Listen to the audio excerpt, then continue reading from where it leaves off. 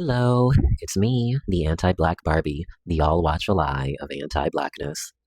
Happy Valentine's Day, everyone. I hope you all are getting to enjoy your time with someone special. I'm honestly shocked that I'm even uploading this video today. I actually just got back from this amusement park with this boy I've been chit-chatting with, so I need you all to hit that like button and give me my props for coming on here today because it was not easy. Anyways, I wanted to come online and talk to you all about a situation that I've noticed has been going viral on Black gay Twitter lately. So, the other day, this popular reality TV personality by the name of Jayla went viral because of some homophobic remarks she made. Now, if you're not exactly sure who Jayla is, which is short for Jayla Mina, she first appeared on our screens in 2015 on a popular TV show called Bad Girls Club. Bad Girls Club is a reality television series that aired on Oxygen from around 2006 to 2017, focusing on rebellious, glamorous, and confrontational women living together in a luxurious mansion. The show, created by Bunim Productions, highlights constant altercations, physical and verbal fights, and often destructive behavior as the cast navigates conflicts, partying, and personal drama, often with the goal of fostering bad girl attitudes and drama. One of Jayla's most noteworthy moments on the show is when she gets into an altercation with a white woman named Lauren, who felt like it was appropriate to use the N-word. The fact that Lauren drops the N-word just shows me that she's a hating-ass bitch. I don't go around calling her a white cracker. I don't go around calling her poor white trash. I think that you take me as a joke, and now I'm about to have to really show you how I get down. You're white, and you can't say that's what the it comes down to. Bitch, you are white, and you cannot say During that time, it was unpopular to push back against these subjects, so seeing somebody who was willing to say that they do want to prioritize Black families, or that they do want to prioritize Black relationships, and that racism isn't okay, resonated with a lot of people. The moment defined her as a racially conscious, forward-thinking individual, gaining her a loyal and dedicated fan base. So now that we understand who Jayla is, it's important to understand what happened. After posting a video of her in makeup and glam, a queer man left a rude comment under her post, in which she responds, "fatherless and F-word behavior." Now, I already disengaged from Jayla quite some time ago because I've noticed that she's had a history of saying things like this, but to see her openly say the F-word as if there was nothing wrong had me completely shook. And as you can imagine, a lot of other people were also not feeling her comments. And before I end up reading my comments, I think that it's so important to start these conversations by stating that one or two people are not reflective of an entire group. While I do think that Jayla's comments are disappointing, I understand that women and men are a monolith, regardless of their sexual orientation. So, unlike Jayla, I will use my platform responsibly and say that this isn't necessarily an issue that is exclusive to any gender or any orientation, but an issue that's reflective in society. I think that we can all agree that nobody is exempt from internalizing homophobia in the same way that nobody is exempt from internalizing misogyny. And it's so important when you have negative interactions with people to be able to separate them from the collective, because otherwise we start feeding into stereotypes and perpetuating harmful behavior.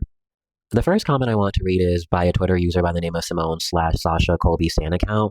She states, "Popping a white lady for saying the N-word, but then throwing around slurs not meant for her to use once every few months for attention and engagement is very interesting to me." This second Twitter user by the name of Ike_Nano says, "Girl, why are you always doing this?"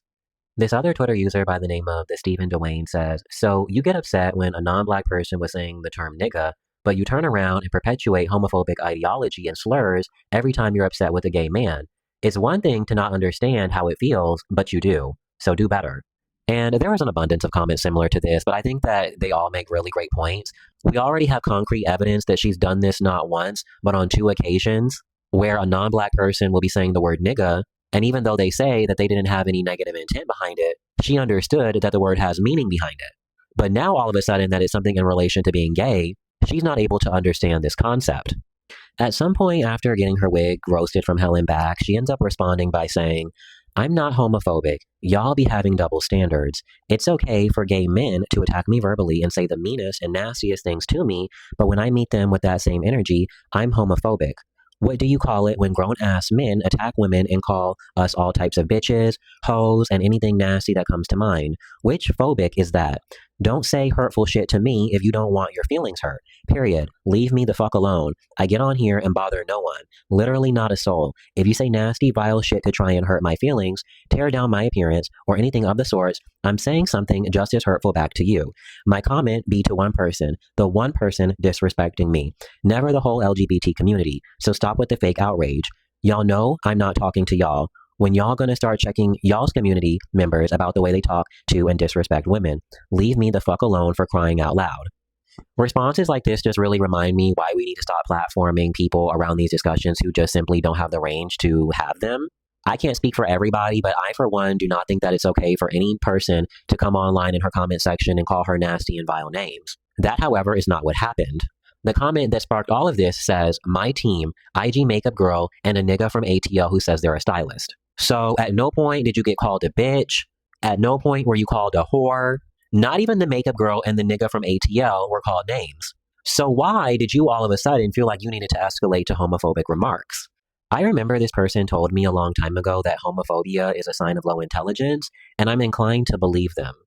I'm not even saying that you can't respond back to someone and get a little bit hateful, but if you understand and respect the plight of the queer community, why would you want to say a word that was said to someone before they died? Or a word that was said to someone before they were disowned? Or a word that was used to reject somebody based off of their sexuality? In the same way that you understand that you shouldn't be saying the N-word because of the history of white supremacy in this country.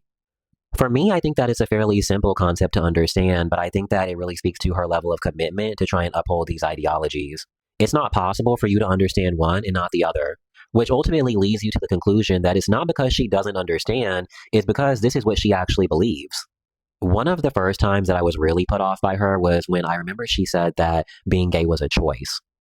I think somebody said, what's your stance on people being gay? Do you feel like people are born gay, or do you feel like that's a decision that they make, in their life? And I said, I don't feel like people are born gay. And the reason I say that is because I have gay friends that have told me out of their mouth that they don't feel like they were born gay.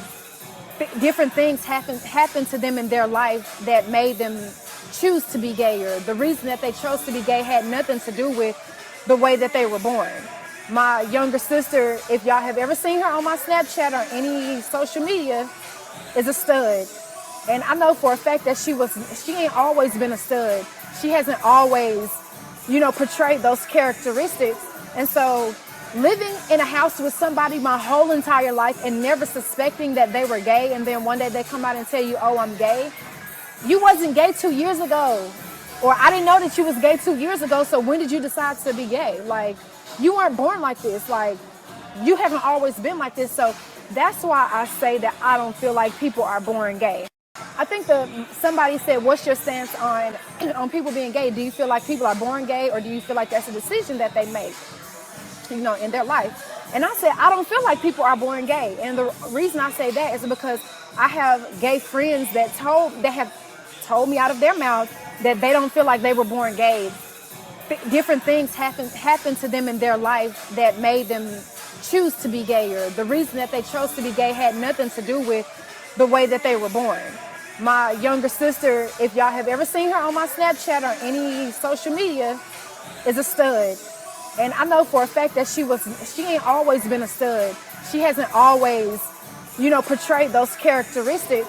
And so living in a house with somebody my whole entire life and never suspecting that they were gay, and then one day they come out and tell you, oh, I'm gay.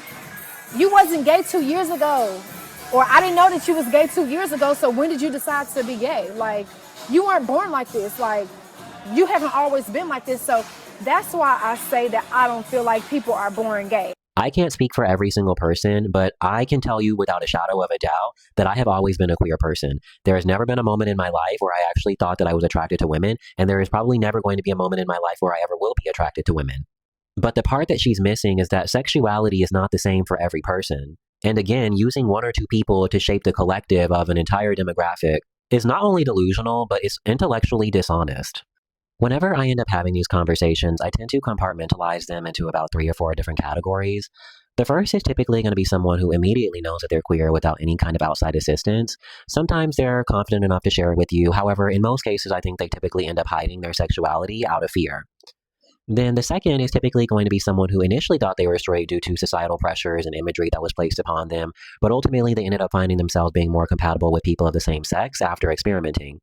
And then the third, which I kind of feel like she's referring to, is people who may have been subjected to sexual acts with someone of the same sex that ultimately ended up influencing their sexuality. There's obviously more, but I think that in most of these cases, they fall into these 3 categories. And I think that her bringing up the story around her sister is very interesting because a few months ago she posted Leviticus 18:22 that essentially says, "You shall not lie with a male as with a woman. It is an abomination." If you're not exactly sure what that is, it's a scripture directly from the Bible.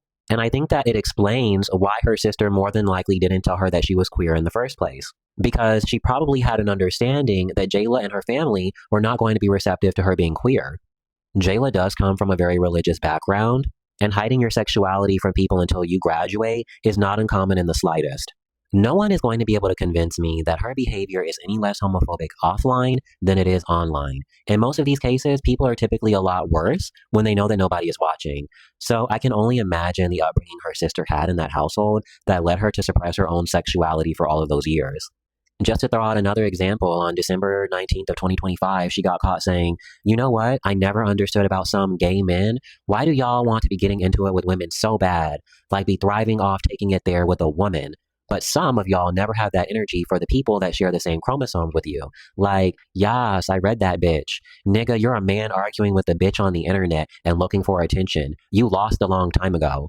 And it's like, I would love to take her seriously if she wasn't pushing 40, fighting to the death on Zeus over nothing.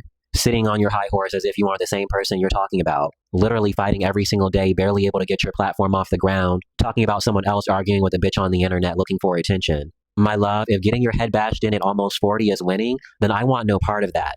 I think what's funny is that despite her doing all of this, we've never seen her on a real network after her season of Bad Girls Club. She's never been on a show like Big Brother. She's never been on a show like The Challenge. She's never been on a show like The Traitors. Even though Natalie Nunn is a colorist, the one thing that I can give her credit for is the fact that she has appeared on multiple different platforms over the years. And now she's getting a good amount of money pumping these girls out on Baddies. So when you come online and try and talk about people being losers, I don't know how to take it serious, babe. And I don't think that anyone else does either. I think that the one thing that we can all agree on is that there are plenty of queer men who are misogynistic. However, the point that she's missing is that misogyny is not exclusive to queer men. So when we single out certain groups over behavior that is common amongst every demographic, it paints an even more negative and violent depiction queer men are already facing. I thought it was kind of interesting to read off this one tweet that she made on October 8th of 2019. She says, "Y'all, these the niggas I've met. The first is one with a lisp, makes him sound gay. The second is a black Mormon. The third are a few scammers. And then the fourth is a nigga that's DL and don't think I knew it." And then someone quote tweeted it saying, "Not the dangling earring bae." And then Jayla says, "Girl, that nigga gay. I'm gonna send you his profile on IG." And I don't know how many more tweets I can put on the screen to make it clear that this person is very homophobic.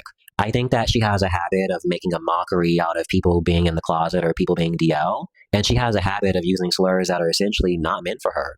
Which again is all the more confusing as to why she doesn't want non-black people saying the N-word if she feels so comfortable saying the F-word.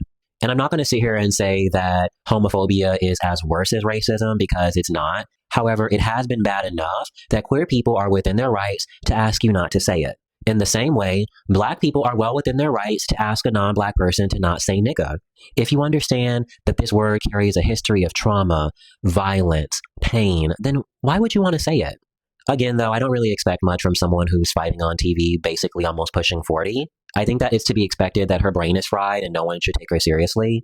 Although I think that it is disappointing because I did really like her. And, to the people who don't know, yes, I do watch Bad Girls Club. And, I did dabble in a little bit of Baddies when it first started, but I cannot get into whatever that is now. It's complete trash. And unless I'm feeling borderline psychotic, I really don't see any reason for me to want to watch it. One thing that really frustrates me in regards to these conversations is that sometimes people make this out to be a black issue. And I really want to caution you all not to do that. As I said before, homophobia is running rampant in every community. White women are equally as homophobic, if not more, than black women. And in my personal experience, which I know anecdotes don't necessarily matter, I've had a great experience feeling safe around black women. Of course, the homophobic churchgoers are going to be looking at you sideways, but that's to be expected. I don't think that they are reflective of what the average black woman is. So when people come online and try to single out black women, again, I just really caution you all not to do that because you're essentially just playing into everything that Jayla is doing here. People are a monolith and should be treated as individuals. Woman is. So when people come online and try to single out black women, again, I just really caution you all not to do that because you're essentially just playing into everything that Jayla is doing here. People are a monolith and should be treated as individuals. I do, however, want to say that I have a zero tolerance policy when it comes to homophobia. So anyone who gets caught using that word under my page is going to have their comments hidden and blocked. In the same way, I have a zero tolerance policy when it comes to disrespecting women. If you come online calling women bitches, you are also going to be blocked.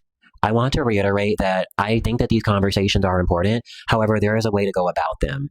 Calling people slurs and leaning into stereotypes is not the way to try and get to a solution. If you want to have a conversation around how you feel like queer men don't acknowledge their misogyny, I think that people are more than open to it because it's a very real and valid conversation. However, when we do it under the guise of homophobia, you more than likely are going to continue to get dragged online in the same way that you have been for the last few years. The one thing that I want people to take away from this video is that words do matter, and the history of the F word and homophobia still haunts people to this day. I know for one, I'm still being called it and being singled out because of my sexuality, so no one's going to be able to convince me that this word isn't being said to people in their last moments. So when we minimize the severity of what's actually being said, we do a disservice to every single person who is victimized at the hands of homophobia. I saw some people in the comment section putting on a cape for her, essentially saying that people are just doing fake outrage. And this behavior is so problematic, and it's becoming actually very common within our community, where people have this idea where they can separate the art from the artist. And what it's doing is it's enabling these people to lean into very problematic behavior. What I've learned is that if no one is willing to hold you accountable, in a lot of these cases, these people are typically never going to learn from their behavior. Unfortunately, a lot of humans do not learn without consequences. And when you put them on a pedestal to where they can no longer be touched, you start to see them becoming emboldened like this. I personally am done with stan culture until I get to hear your politics on homophobia, transphobia, racism, misogyny. I'm typically not going to be interested in what you have to say. I may watch your show and have a little bit of a kiki off of what you say, but there's way too many homophobic people walking around being stan, and I just simply don't have the energy for it. So, if you enjoyed the video, like, subscribe, and comment, and I will be happy to see you in the next one.